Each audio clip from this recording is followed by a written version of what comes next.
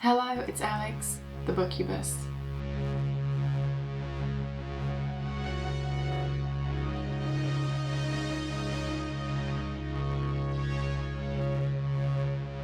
Today I'm going to be talking about my favourite books that I read in 2024, and these are mostly horror, or if they're not strictly horror, I would class them as horror adjacent and would, I think, still be of interest to horror fans. I know this is quite late, we're already in March and I'm sure a lot of people are over these videos, but hopefully some of you will still be interested to hear about my favourite books that I read last year. I ended up reading 108 books in total, according to Goodreads. But yeah, just so you know, some of those were short books and like middle grade and young adult stuff that are really quick reads. And also I get a lot of reading done on my bus commute to and from work. So without those two things, those two factors, I would probably have only read like 2 books. Anyway, this is the cream of the crop from those 108 books. I am notoriously pretty stingy with my 5-star ratings, and I only had 2 in 2024, but then I had several 4.5-star reads as well. So that made my top, it's either a 9 or a 10, depending, I'll get into that in a minute. But yeah, that made that decision pretty easy. I didn't have to cut anything out. And I just wanted to note that I did have a ton of 4-star reads. I had lots of excellent reads in the year, definitely still books that I would highly recommend. According to my stats, apparently 69% of what I read was 4 stars or over. So, you know, that's the bulk of what I'm reading, has been really great stuff. So that's cool. Anyway, let's get into my top books of last year. A couple of notes to mention. Most of these books were not published in 2024. They're just books I read that year. And also they're not ranked in any order. I'm just going to go through them in the order that I read them. But I'll start off with the 4.5-star reads and then finish off with the 5-star reads. So first up for the 4.5-star reads was Sacrament by Clive Barker. This is a bit of a chunky one, but well worth it. This is more of a dark fantasy, like literary fiction. This is about a photographer who travels the world documenting species that are going extinct. And the whole book is really about loss and death and grief. And it came out during the AIDS epidemic and after the author Clive Barker had come out as gay, and so those are elements that are part of the story too. But like I said, it's also this dark fantasy-esque type of tale where we learn about the backstory of our main character, the photographer, and this couple of interesting characters that he met when he was a boy. So there's this back and forth between the story of the past and the present day and how that all combines together and culminates. Yeah, this was just a wonderful read, a dark and sad read as well, definitely emotional, but beautifully written as you would expect from Clive Barker. And this is one of his that I don't really hear talked about very much, so I'm very glad I picked it up.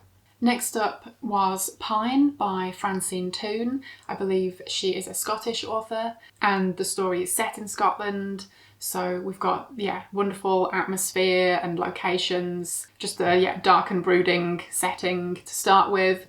And this one is about a young girl, Lauren. I think she's about 10. She was just such a wonderful character, wonderfully written character. I absolutely loved her. She lives with her father. They're in a fairly isolated area and there's a small community kind of scattered around. And at some point in the story, a local teenage girl goes missing. So that becomes part of the mystery of the story. And our main character is not only involved in that, but also is trying to deal with her own life and trauma and grief and learning about things that have happened related to her family in the past. So this does have a bit of a supernatural element that I thought was really uniquely done and really interesting. This is a slow burn, but I really loved the writing style and the characters and the story. So yeah, what more do you want? But yeah, I highly recommend this one. I thought it was great, and I look forward to seeing what this author does next. Next up is one that could be classed as 2 books, or it could be classed as one. This is Speaks the Nightbird by Robert McCammon. I read it in 2 editions, Volume 1, Judgment of the Witch, and Volume 2, Evil Unveiled, but I believe it was also published in 1 edition. So anyway, this is more historical fiction, but it has a witchcraft element and definitely has some creepy moments too. So it would definitely appeal to some horror fans. It certainly appealed to me. And yeah, these are kind of long ones, but again, I think well worth the time. And this is set in 1699 in the Carolinas, and we're following a magistrate and his clerk who are travelling to a village where a woman is currently being held in their jail accused of witchcraft. So our main character is the clerk, Matthew, and yeah, another just absolutely wonderful character that you really, really grow to love. And I love the writing here, absolutely beautiful writing. It's another slow burn, but one that just has such a great atmosphere and great characters, and the central mystery is so intriguing that I absolutely loved my time reading these. I've read a few Robert McCammon books, and these are definitely up there with my favourites of his so far. Next up is Letters to the Purple Satin Killer by Joshua Chaplinsky, and this is another kind of big one, but one that is absolutely worthy of your time. This is a recent release and is about a fictional serial killer called Jonas Williker, who is on death row, and the book is entirely comprised of letters sent to him. So this is ranging from family and friends, people that hate him, people that love him, people that want to help him. The concept of this was so intriguing to me, but I didn't know if it was, you know, just a gimmick and whether it would sustain readability throughout a, you know, novel-sized book. But it absolutely did. I could have read twice as many letters. This was just fascinating and definitely a commentary on, you know, our obsession with serial killers and true crime. And yeah, the way that the story was told, the way that we learn about this character and his crimes and his past, yeah, the way that that comes out through these letters. Yeah, I thought the whole thing was so well done and absolutely fascinating. And yeah, definitely a standout read of the year for me. Next is Cut to Care by Dries. This is a short story collection, and yeah, typically short story collections are usually, you know, a bit hit and miss. You're going to love some are just going to be okay. But this one was incredibly strong. He is a super talented author, and more people definitely need to check out his work. I'm definitely looking forward to reading some of his novels after having loved his short stories. These stories are dark and emotional, and I just thought they were so incredibly unique and original that I really loved every single story in here. And on the back, it describes them as ranging from supernatural to the frighteningly domestic, splatterpunk to the weird and cosmic. So yeah, there's definitely a variety of content in here, but all of it was absolutely brilliant. But yeah, like I said, dark and emotional too, so prepare yourself. But yeah, I highly recommend this one. Next is Hellhound by Greenhall. This is an animal attack book of sorts, but it definitely gives you a lot more than just that kind of pulpy premise. And this is about this dog called Baxter who is maybe wanting to kill his owner. And then there's also a young boy in the local area who becomes interested in Baxter, and he also has a bit of a homicidal streak perhaps. So the two of them together, become quite an interesting duo. There's more to it than that, but I'll leave it there.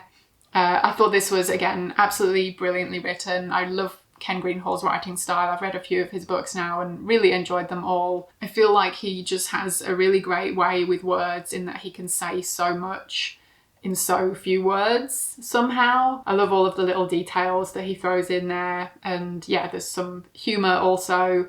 And Baxter, I just absolutely loved Baxter. It's a dark story. We get into the minds of people and what makes them tick. And this one is emotional as well.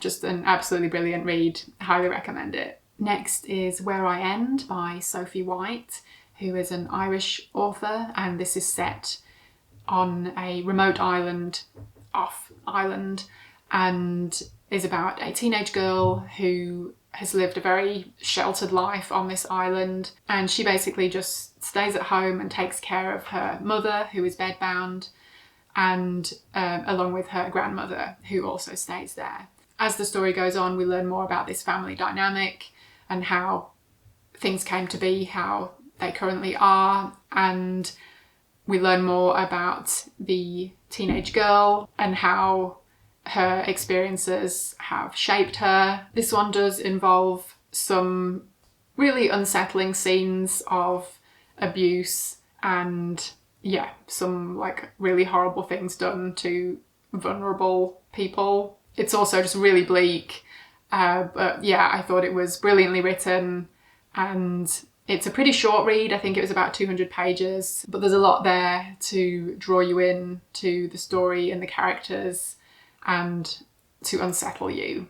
So this was another new to me author, but one that I look forward to seeing what she does next. Okay, and now we're on to the last two books, which were my 2 5-star reads of the year.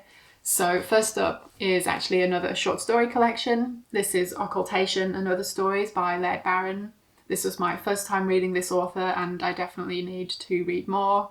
This was just such a mind-blowing short story collection. His writing style is, I don't even know how to describe it because I'm clearly not as good with words as he is. But these were all absolutely brilliant stories. The details, the descriptions, they're so incredibly evocative and just has a really unique style that I really, really enjoyed. And I loved all of the stories, but my favourite 3 were The Lagerstätte, Mysterium Tremendum, and The Broadsword. They were so good. There's some cosmic stuff in here, there's some occult stuff in here. It's just all, dark and creepy and wonderful. And there were definitely a couple of stories here that genuinely creeped me out, which does not happen often. So Occultation and Other Stories gets a 5-star from me.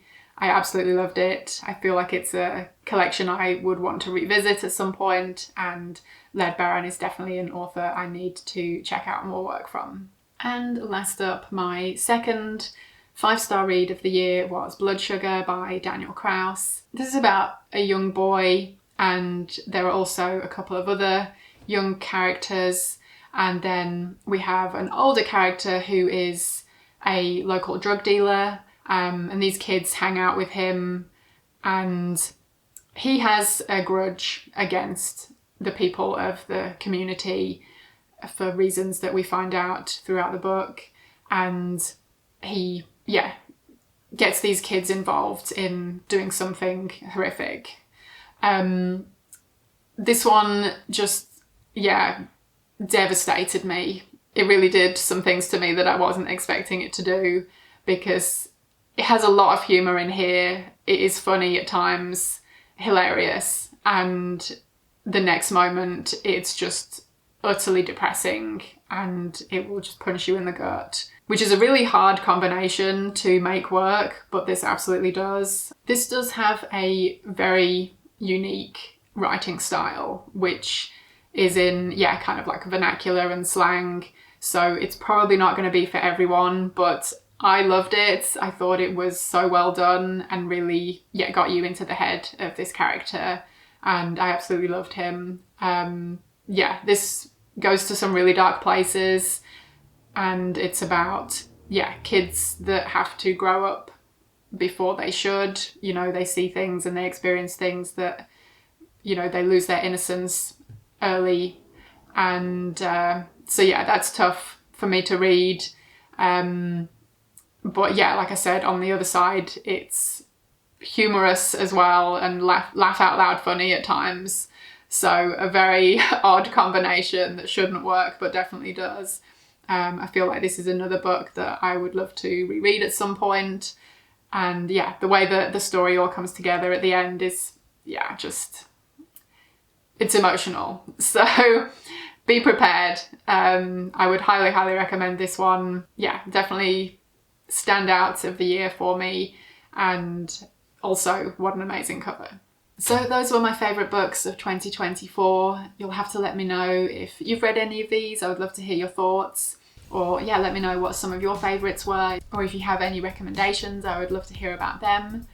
Thank you ever so much for watching. I hope you enjoyed it, and hopefully I will see you again in my next video.